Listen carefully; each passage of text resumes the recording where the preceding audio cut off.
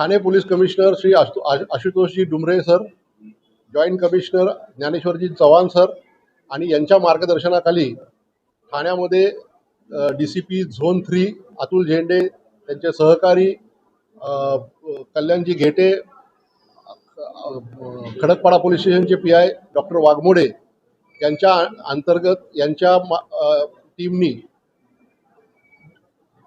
ठाणे शहर, सोलापूर शहर, पुणे शहर, मुंबई शहर या सर्व ठिकाणी विशाखापट्टणम येथील जंगलामधून गांजा आणून इथे डिस्ट्रीब्युशन करतात आणि हे डिस्ट्रीब्युशन करण्याचं जे चॅनल आहे हे पूर्ण चॅनल आम्ही ताब्यात घेतलेले आहेत। एकंदरीत 13 आरोपींना आम्ही ताब्यात घेतलेला आहे आणि त्यातल्या 4 आरोपींना आम्ही वायझॅक इथली जंगलातून ताब्यात घेतलेला आहे। आमच्या टीमनी तिथे जाऊन 1800 किलोमीटर इथून जाऊन इथल्या जंगलामध्ये जाऊन ही जे जंगलामध्ये कम्युनिकेशनचं साधन नाही, तिथं रेंज नाही, तर ही टोळी जी आहे ही टोळी तिथे वॉकी टॉकीचा वापर करत होती। कोणी त्यांच्यावरती हल्ला केला तर त्यांना डिफेंड करण्यासाठी त्यांच्याकडे पिस्टल आहेत, त्याच्यात कारतूस आहेत, गाड्या आहेत।